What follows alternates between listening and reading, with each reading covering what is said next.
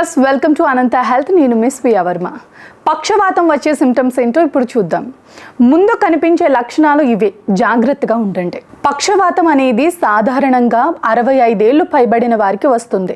కానీ ప్రస్తుత పరిస్థితుల్లో చాలా తక్కువ వయసున్న వారికి కూడా పక్షవాతం వస్తుంది. ఇందుకు అనేక కారణాలు ఉన్నాయి. మధుమేహం, స్థూలకాయం, హై కొలెస్ట్రాల్, గుండె జబ్బులు, హై బీపీ వంటి అనేక అనారోగ్యాల వల్ల ప్రస్తుతం చాలా మందికి పక్షవాతం వస్తుంది. అయితే పక్షవాతం వచ్చాక బాధపడటం కంటే అది రాకముందే అప్రమత్తంగా ఉండాలి. ఈ క్రమంలోనే పక్షవాతం వచ్చే ముందు మన శరీరంలో పలు లక్షణాలు కనిపిస్తాయి. వాటిని జాగ్రత్తగా గుర్తిస్తే ముందుగానే ఆ ప్రమాదం నుంచి బయటపడవచ్చు. మరి పక్షవాతం వచ్చే ముందు మనలో కనిపించే ఆ లక్షణాలు ఏమిటో ఇప్పుడు తెలుసుకుందామా? పక్షవాతం వచ్చే ముందు ముఖానికి ఒకవైపు స్పర్శ సరిగ్గా ఉండదు. ఒకవైపును సరిగ్గా కదిలించలేరు. అలాగే ఒకవైపు ఉండే ముఖంపై చర్మం అంతా సాగినట్లు అవుతుంది. ముఖాన్ని రెండు వైపులా సరిగ్గా కదిలిస్తే పక్షవాతం వచ్చేది రానిది తెలుసుకోవచ్చు.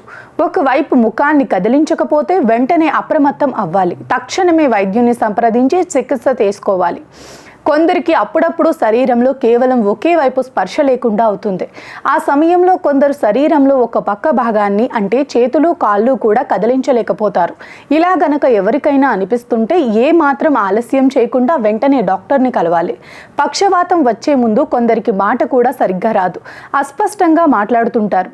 ఇలా గనక జరుగుతుంటే వెంటనే స్పందించి డాక్టర్ని కలిసి తగిన చికిత్స తీసుకోవాలి. పక్షవాతం వచ్చే ముందు కొందరు చేతులను, కాళ్ళను పైకి ఎత్తలేక పక్షవాతంగా అనుమానించి వెంటనే చికిత్స తీసుకోవాలి.